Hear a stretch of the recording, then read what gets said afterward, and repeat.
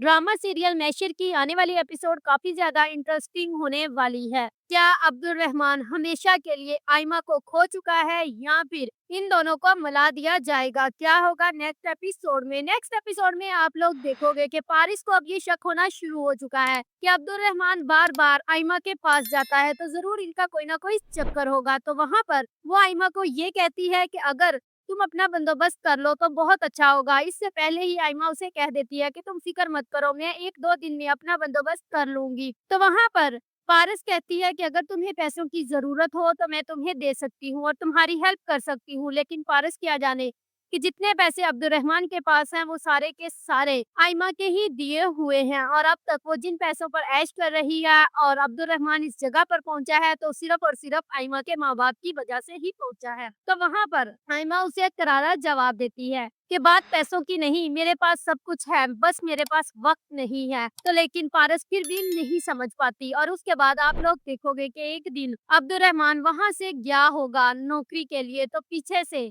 जो आइमा है वो घर छोड़कर चली जाएगी, क्योंकि जो पारस है वो उसके किरदार पर उंगली उठा देगी। जैसे ही आयमा की तबीयत खराब होगी तो उसके बाद अब्दुर्रहमान उसे लेकर कमरे से बाहर आ रहा होगा।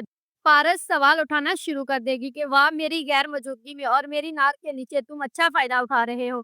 तुमने कहा चलो, तुम्हारा कजन तो यहाँ है नहीं, तो उसकी बीवी से मैं ही फायदा उठा लूं। इतने में अब्दुर्रहमान का हाथ उठ जाएगा, लेकिन ये बात जो है वो आइमा को बहुत नागवार गुजरेगी, और वहां पर आइमा कहेगी तुम्हारी इतनी हिम्मत कि तुम अमीर अली की बेटी पर इल्जाम लगाओ जिसने ये सब कुछ तुम्हें दिया। अगर मैं ना चाहती तो अब्दुर्रहमान आज तुम्हारा ना होता, लेकिन मेरे चाहने की वजह से ही अब्दुर्रहमान तुम्हारे पास आया है और तुम्हें ये मोहब्बत भीख में मिली है और तुम मुझे ही बातें सुनाने लगी हो। तो वहां पर वो सब कुछ लिख कर रख जाएगी। जिसके बाद अब्दुर्रहमान वापस आएगा तो घर आते ही उसे आयमान नहीं मिलेगी, लेकिन अब्दुल्ला घर ही होगा। जिस पर वो कहेगी वो कहाँ जाएगी, अब्दुल्ला तो यहाँ पर ही है।